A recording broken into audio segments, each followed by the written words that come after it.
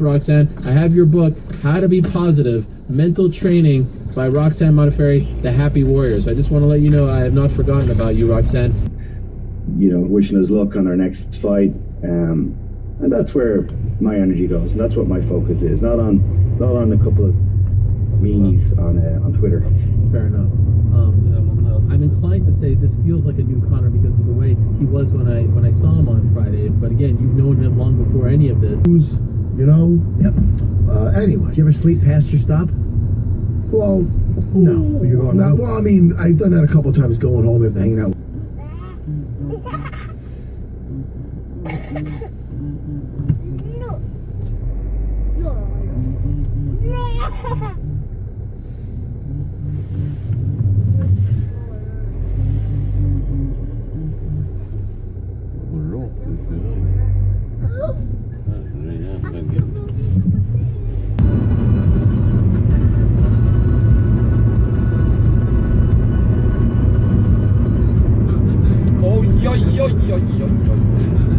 I'm a champion.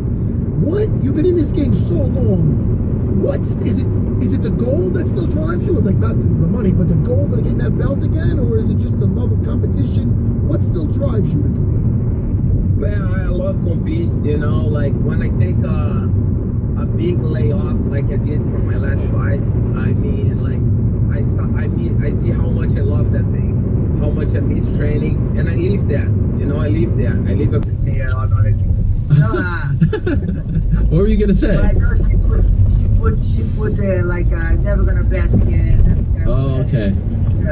But you know, thank you, Gina, because they won't go off of USADA.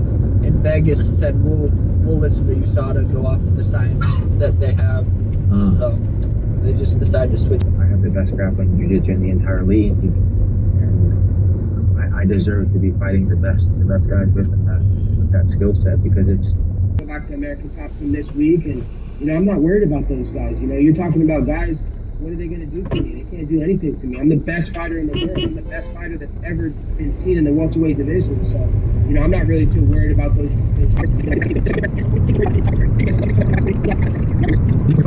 John Jones at a press conference called you an habitual liar and a horrible person. Were you? He's fighting this weekend, of course. Were you bothered by those comments? Breath. Oh, for real? Yeah. Oh. It was bad. Dana started laughing because he knew it was true. I don't know if it's always like that or it was just the day, but his breath was really bad. And that was it? Yeah. And he just said, "Oh, you're gonna insult me?" And I said, "Well, you started with the insults." And I said, "You messed with the wrong one." It was great to have him on the show. Big win for him against Ilir Latifi. Oh, that was a bit of a curveball at the end there. I'm not really sure how to process that, but he seems to be in good spirits. He says, keep pressure, keep breaking him down, keep imposing his will, and he did. And John's a scary man when he's throwing things at you from different directions, and he keeps hitting you in the body, and hitting you with those legs. Those things.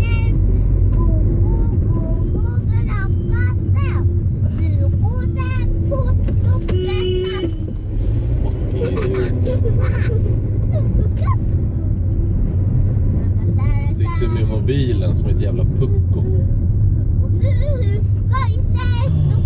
The toughest people available and demonstrate what I've learned. perfect scenario. Who's the next guy? How would you define a perfect scenario? For you, if they said to you, all right, Ryan, you've been, you've been waiting anxiously to get your next fight. You've been calling everyone out. You're ready to go. All right, we'll do you a solid. You can pick anyone in the weight class, anyone you want. Who do you pick? I think he's really cool fight Brian Ortega. You know, he's obviously a super tough guy. Put on an excellent fight against Max Holloway. Shows, a great deal of durability. Very tough guy. Great skills. Has excellent wins over Frankie Edgar, over Cub Swanson, over Moicano. Tough on the feet, good on the ground. Someone who would intentionally engage me on the ground, I think, because he's probably not afraid of other people either. So I feel like that would be fantastic. But Yair Rodriguez would be a great fight. There's so many great fights in the top 10, top 15. It's just, honestly, I want to fight people that want to fight me. If at some point someone said, oh, hey, one of the guys that turns you down wants to fight, I'm like, all right, that's great. But I got into martial arts hoping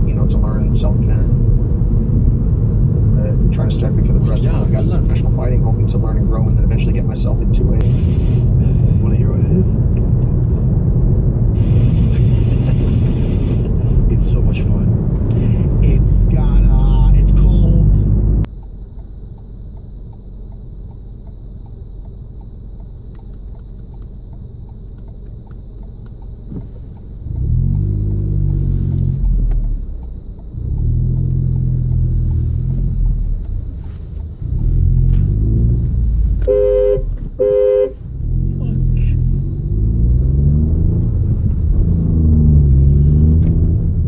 This is only for Latino, you know. You don't have it. You don't know that you don't have an idea for the funny because I think it's she lied. She la vida. She the life put it here in my way. 100% hate. Vad heter den här panelen?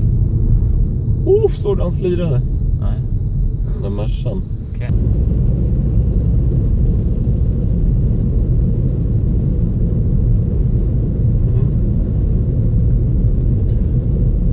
Izzy was the one who was defending his belt.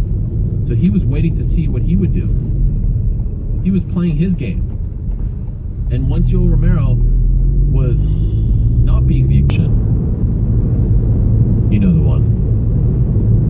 Who next? Yeah. Oh, I don't know. look at Corporate Jake stirring the pot. I mean, really. What do you think of this guy? Brian Boom Kelleher calling you. Det är en review alltså. Oj, nu kör han. Kolla.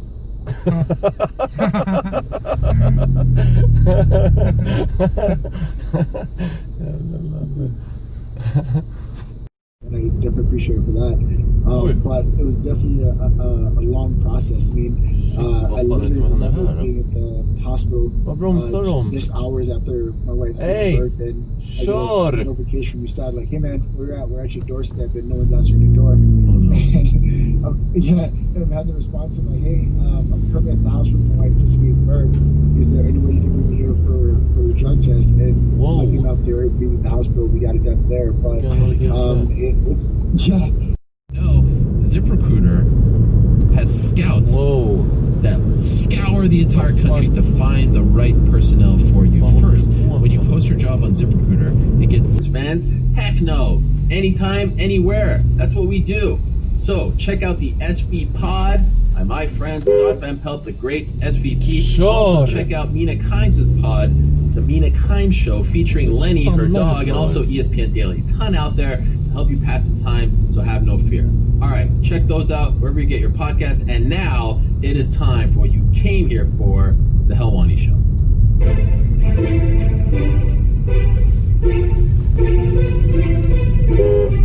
Vilken idiot alltså. Kolla.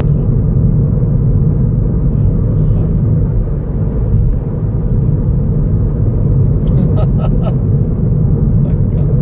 Fy fan.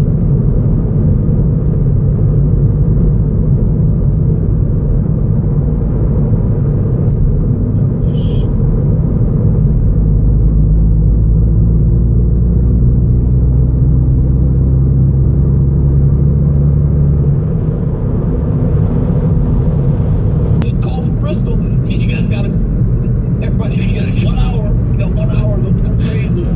Corporate Jake, he runs a tight ship.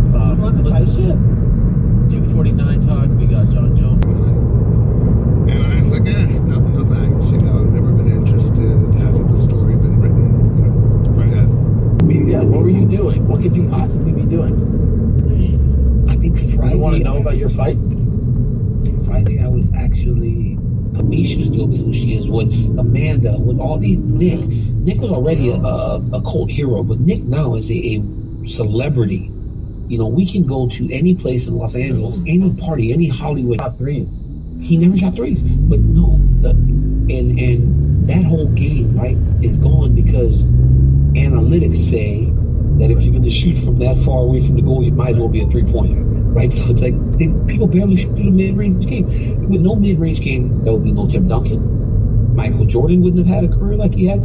None of those guys would really exist because that whole part of the game is like, you just watch guys running up and down, dunking and shooting three-pointers. It's fun. It's fun to watch, but it's crazy. they sound like